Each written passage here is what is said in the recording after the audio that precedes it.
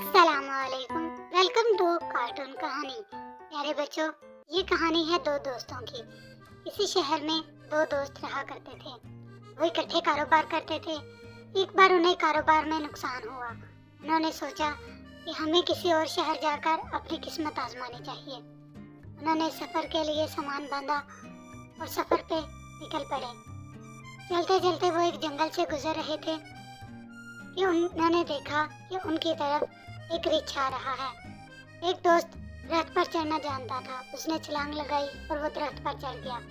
دوسرا دوست درخت پر چڑھنا نہیں جانتا تھا، وہ نیچے زمین پر لیٹ گیا اور جیسے ہی ریچھ اس کے قریب آیا تو اس نے آنکھیں بند کر لی اور اپنا سانس روک لیا۔ ریچھ نے سمجھا کہ یہ تو مردہ ہے، ریچھ مردہ چیزیں نہیں کھاتا۔ ریچھ وہاں سے چلا گیا۔ ریچھ کے جانے کے بعد درخت پر بیٹھا دوست نیچے آیا اور آ کر دوست سے پوچھا، ریچھ نے تمہارے کان میں کیا کہا؟ دوست نے بتایا کہ ریچھ نے کہا کہ ایسے دوست کو دوست نہیں بنانا چاہیے جو مصیبت میں اکیلا چھوڑ دے۔ کہانی اچھی لگی ہو تو ویڈیو کو لائک کریں، شیئر کریں، سبسکرائب کریں۔